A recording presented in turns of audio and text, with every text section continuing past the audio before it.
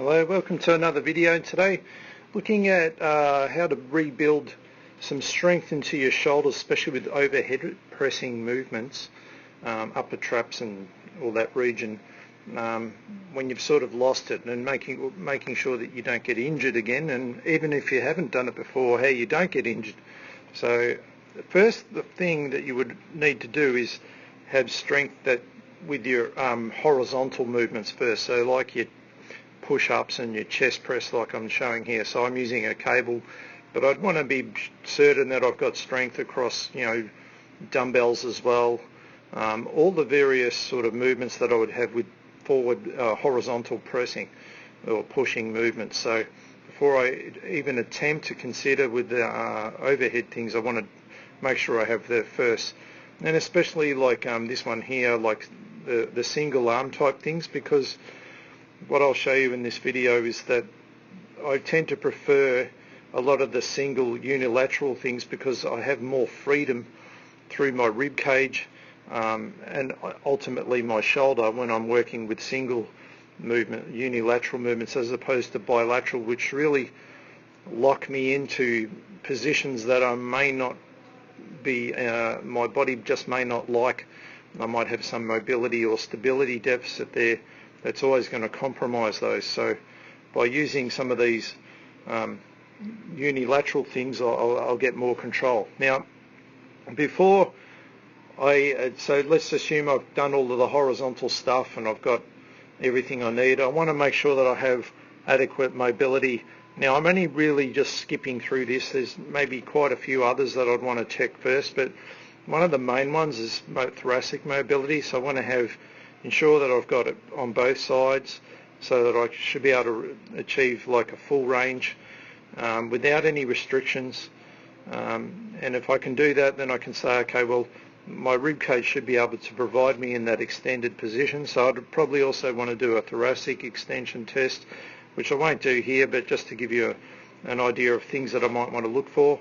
The other thing is maybe pec flexibility. It's also another big area of concern when the person's really restricted there. They're just not really going to ever be able to effectively control these overhead movements as much as they should. All right, so again, I'd be checking both sides, and there's many ways I do that, but this is just to give you an idea. And so if I'm certain that I've got strength with my horizontal stuff, and I've got good mobility through the thoracic region and everything concerned with it, maybe lats as well, probably another one that I'd want to look for, then I'd say, well, okay, let's start to prepare for the overhead. So one of the first things I'll do is like a yoga push-up, where I'm basically getting my arms in that overhead position, but without the lack of control. So because my hands are on the floor and the floor doesn't move, I get way more stability than I do if I'm holding dumbbells or barbell or a cable or medicine ball, whatever it may be. I get a lot more stability, a lot more control. So I can get my arms in this overhead position, but without actually having to move my arms. So as you can see here, I've got everything overhead, but I actually moved my pelvis up to do that. I didn't actually need to generate the strength through my upper body as much. There's still some there for sure, but I get way more control from doing it this way. So this is an introduction to then moving to the more unstable things, where I'm going to be using dumbbells and other types of equipment where I do need to get the control. All right, so let's have a look at some of those things that we would use there. So the first one I would probably go to is like a kettlebell overhead. So this is where I can really maximize like the control again. So the load is really heavily compromised because it's so unstable, and it's up to me to find how the way to control it. So very good for elbow pain, this one. So really have to get good control of the wrist as much as the shoulder itself. So the whole area has to work together really efficiently, or almost lose it there on this left hand. So preparing me for overhead movements that are loaded without it being a huge risk to begin with. And you can see I get this little bit of rotation. That's what I was talking about before, where these unilateral movements give me that freedom to try and move around it so that I don't absolutely crush tendons and ligaments and soft tissue that might find a hard time with a bilateral barbell, for example. All right. So once I've got the kettlebell, then I can move into some of the other floor-based movements where I might be using a barbell, where I'm going to be, and I'll show you a different angle of this, so I'll just pause this. Alright, so now that I've got the kettlebell one out of the way, I can move to, like, again, probably more unstable to some degree, but by going in this kneeling position I get like more control over it again. So I can move to this overhead movement, but again being unilateral, but I got more control from the base being really stable by in this half kneeling position. And I'm not actually pushing directly ahead, so I'm kind of got like a forward lean into it. So again, it gives me a transition to the really tricky ones that would try and crush things.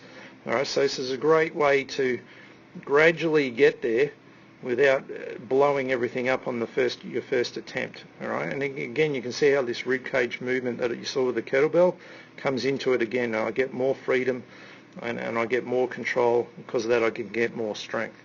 Alright, so once I've got like my kettlebell out of the way, then I've got my half kneeling barbell, then I can go to another stabilizing type of movement where I'm going to be actually directly going overhead but not with a pressing movement. So this is where I'd like to bring in the Turkish get-up, because I can get everything overhead but without actually intentionally pushing it. I've just got to control the overhead movement. So the previous ones were on an angle, this one now is directly overhead. So the Turkish get-up, again, some degree of thoracic mobility is needed, as is core stability, and at the end some degree of leg strength, which my legs are actually toasted from yesterday, so I do alright on this side, but on the other one I really struggled. Alright, so a great exercise for just getting, you can see that that's a perfect position with the overhead part there. You probably see it better on the left hand. And then this part here with my hand on the ground, very deceptive where this leg's moving. I actually need a ton of stability on this shoulder and a different type of stability to this one. You can see how my thoracic has to be opened out, whereas that dumbbell is going to come forward and then I'm going to drop it. Alright, so a great way to develop your stability and your control without needing a ton of strength. You just need to control it. Alright, so then on my left hand, which is my weaker of the two sides, and also my leg is absolutely hammered. But you'll see how, like, when it gets overhead, when I get up into the kneeling position, so there's the stability again. It's a great way to develop this overhead movement. Alright, so you can see here how I can't have that dumbbell coming forward at any point, and I nearly lose it because my leg. Yeah, there we go. Alright, so then I still get up even though I messed it up a bit. And then coming down, you can see my elbow's starting to bend a bit. That's showing you the weakness, so I have to try and correct it. And my hand reaching for the floor, and right there you go, there's that position that we're really looking for with this movement. Again, and preparing me for all the harder things to come. Alright, so let's have a look at the harder things. Alright, so we saw the half kneeling one, so now we've got the standing barbell one. And this movement, like again, I just get, because it's not going directly overhead, I get more freedom again to try and push through it. And because I've got my legs involved, I've got a lot more power behind it, which meaning I can put more weight on it.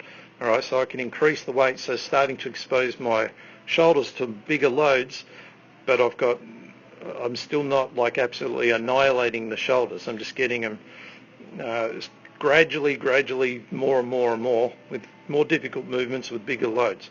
You can see how like I can sort of might have to stop at certain parts along this process before I get to the one I really want. Alright, so now that I've got that sort of forward, it's not directly vertical, now once I've done that, then I can get to the directly vertical. Alright, so you see how I've gone from the get up where it was vertical but not pushing to one that's heavier load that was, but not on an angle. Now this time I'm going dead vertical, and again I've got this squatting rotation movement to give me more freedom. So I can get quite a lot of load with a lot less risk, and I can really move around it and not be stuck in a pronated grip that would absolutely destroy my shoulders. All right, so I can really get the strength through it, but with a lot less risk. All right, and to be honest, a lot of people, this might be the furthest you go. You may not really need to do anything much harder than this to get the strength that you're looking for. Always remember, you can keep going, but you might go with bigger risks that create bigger trouble. All right, so last thing, we'll just look at that barbell. Okay, so this is the one that most people would be thinking of, which is sort of military press, you know, the barbell and just standing still. So obviously I get more control, more power if I use my legs, but if doing the one that most people are familiar with, you can see like this is where the problem of the barbell comes into it, because I've got a fixed point and one shoulder may not have the flexibility or the control. It really compromises how it moves. So then it's inevitable it's going to create trouble, because I just might have needed to move my hand a slight variation to get more control. All right, so this is where, like using dumbbells, and I can get, so let's say for example my right hand here was really struggling, and my shoulder would be compromised because I can't move my hand. I just needed to maybe supinate it a little bit differently to this one to get the feel of where it needs to be. Obviously to get around that I might need to work on more mobility, but that may take some considerable time. All right, so this always poses more risks because of the fixed point. All right, so if I use a dumbbell, I'm going to avoid that problem becoming a potential factor.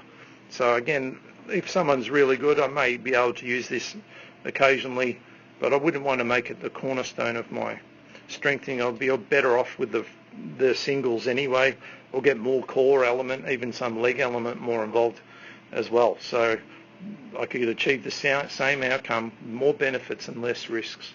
All right, so yeah, so that'd be like just some of the ways that I might do that. Obviously there's other things I could use, but these are probably the ones that come to mind first, and I just, depending on where I am with that person or myself, is where I choose to start and continue. All right, so I hope this video gives you some ideas, and look forward to seeing you on our next one.